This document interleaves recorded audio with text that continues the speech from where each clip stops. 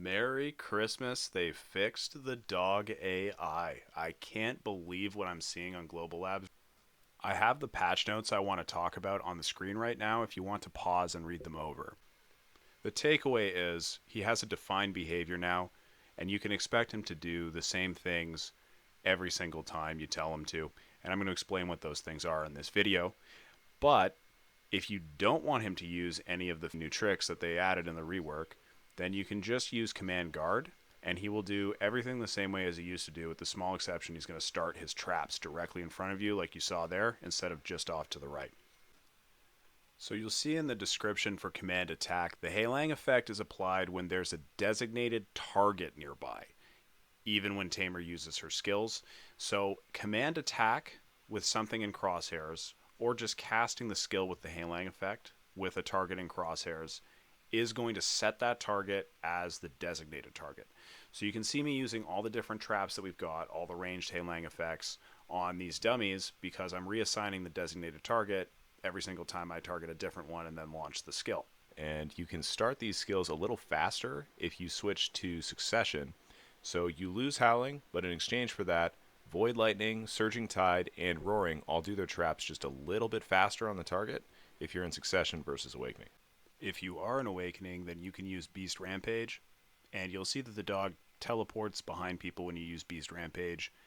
You can also use Legendary Beast Dance, except for Vermilion Bird, which for whatever reason does not teleport him behind the target, but it does set the designated target if you cast it with the target in crosshairs. So looking at all these traps together, Howling, Roaring, and Surging Tide all seem to require that you have something targeted in your scope in order for them to go to that target and start the effect at range. If you don't have something in your scope, they're not going to go to the designated target, even if you've set it previously with a different attack or with command attack. They're going to happen right in front of the Tamer, command guard style. The exception to that behavior is Void Lightning. So Void Lightning has this sticky grenade effect where once you set the designated target, assuming it doesn't change, then you can be behind a wall, you can be running away, you can be in midair. It doesn't matter where the hell you are. If you cast Void Lightning or Air Lightning, then the Heilang effect is going to start right on top of that designated target. This is really cool. It's the only thing that actually worked correctly when they release things to live. And I've got some clips here of doing this in RBF. It's just a lot of fun. And then you just charge in there with Cloud Ride into Moonlight Beast Rampage, and you can get a lot of picks this way.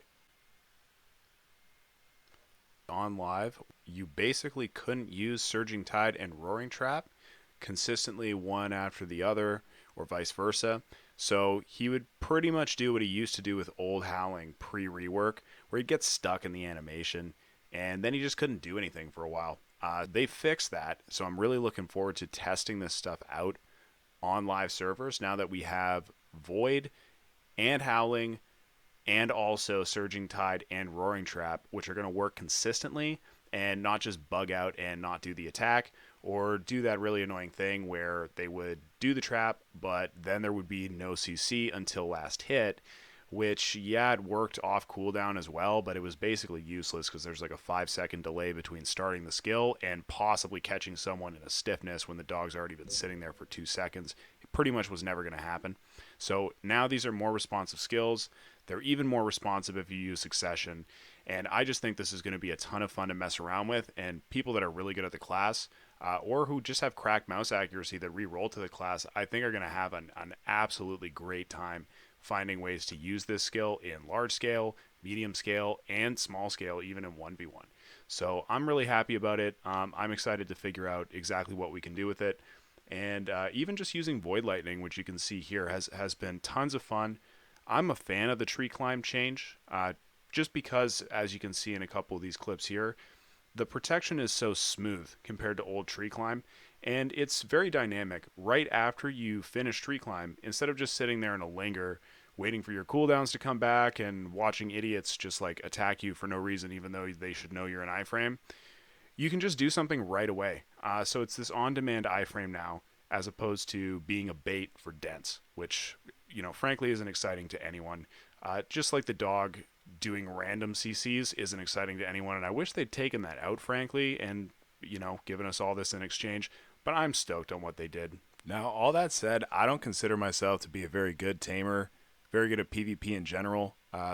So one thing you got to keep in mind is that a lot of people who are that and are seen as that actually hate this stuff, or don't seem to be excited by it at all, and think that we got a shit rework by comparison to other classes. So there's something to figure out there, and I can't quite figure it out what it is, but that could be my lack of experience talking. So it's worth it to try and consider that people who are better at this game than I am have an issue with this being the big thing that we got and not getting much else. So it is worth thinking about what that issue is. I'm not 100% clear on it myself, but I'm completely open to having it articulated and considering it, just because I don't think that I'm some guru on this class whatsoever. I've just been messing around with this stuff, and I absolutely love doing that. I think it's a lot of fun. Whether it's viable, whether it fixes the class's issues, things that people were hoping were going to get addressed in the rework, I can't speak much to that, but keep your mind open to other people's perspectives, of course, as always. So two small things about targeting. You may have noticed earlier in this video that some of the traps will go off on a close target instead of the targeting crosshairs. This seems to apply to Roaring and Surging Tide both.